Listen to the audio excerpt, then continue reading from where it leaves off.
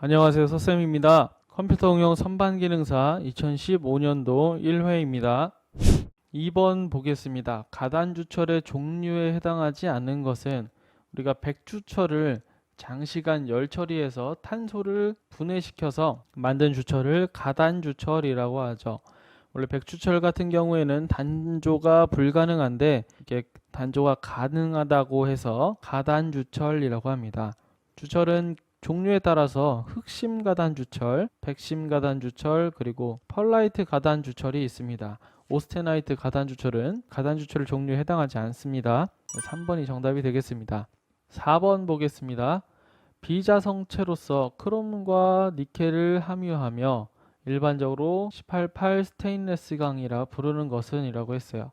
일반적으로 많이 쓰이는 스테인레스 강이라고 하면 오스테나이트계 스테인레스 강을 이야기하죠. 정답은 2번이 되겠고요.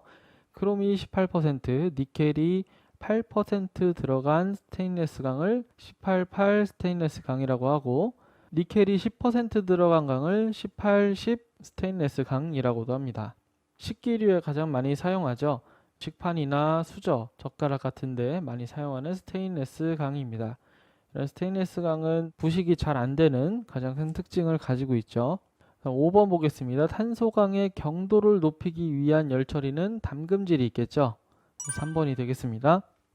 8번 보겠습니다. 미터 나사에 관한 설명으로 틀린 것은 기호는 M자로 표기한다. 그렇죠? 그리고 나사산 각도는 55도가 아니고 60도가 미터 나사의 기본 나사산 각도죠. 정답은 2번이 되겠고요. 3번도 보겠습니다. 지름 및 피치를 밀리미터로 표시하는 게 바로 미터 나사입니다. 그리고 용도로는 결함 및 위치 조정 등에 사용되고 있습니다. 9번 보겠습니다. 브레이크 드럼에서 브레이크를 블록에 수직으로 밀어붙이는 힘이 1000N이고 마찰계수가 0.45일 때 접선 방향의 제동력은 몇인가 라고 했어요. 제동력 F는 마찰계수 곱하기 밀어붙이는 힘으로 이야기할 수 있고요.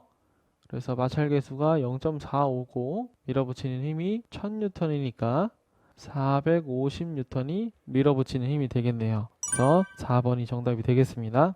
다음 10번 보겠습니다. 축방향으로 인장 하줄만을 받는 수나사의 바깥지름 설계, 그리고 볼트 재료의 허용 인장 응력과 인장 하중이 나왔어요. 이때 수나사의 바깥지름을 구하는 공식. 그러니까 수나사 같은 경우는 전단 응력도 받을 수 있고 축방향의 응력도 받을 수 있죠. 그 중에서 축방향에 작용했을 때 볼트의 지름 설계 공식은 스몰 d는 루트 인장 응력 분의 EW 이렇게 됩니다.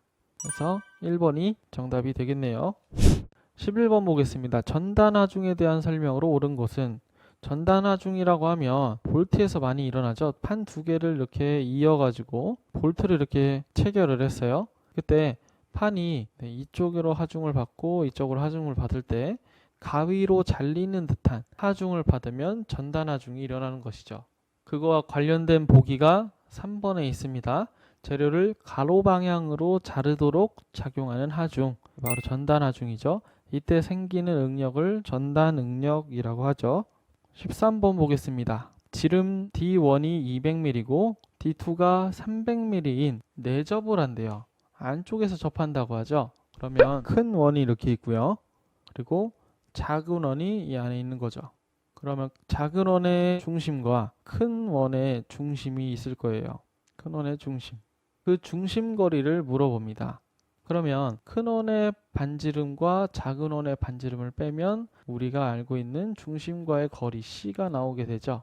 그래서 큰 원의 반지름 R2가 150이고요. 그리고 작은 원의 반지름 R1이 100이죠. 큰 원의 반지름에서 작은 원의 반지름을 빼면 50이 남죠. 그래서 중심 거리는 50이 되겠습니다. 1번이 정답이 되겠네요.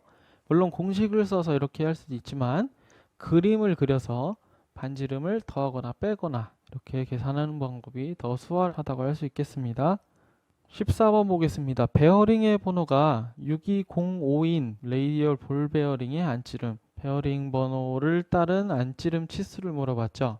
우리가 4자리 숫자일 경우에는 두 개를 나눠서 뒤에 두 자리 숫자로 베어링 안찌름 치수를 판별할 수가 있는데 봉 4번 이상일 경우에는 곱하기 5를 해서 구할 수가 있죠. 그래서 25mm가 베어링 안찌름 치수가 되겠습니다. 정답은 2번이 되겠습니다. 그럼 19번 보겠습니다. 기계 제도에 사용하는 선의 종류에서 가는 실선의 용도가 아닌 것은, 가는 실선 같은 경우는 지시선 그리고 치수보조선, 치수선이 가는 실선이죠. 숨은선은 파선이라고 하기도 하고 점선으로 표시합니다. 따라서 4번이 정답이 되겠습니다.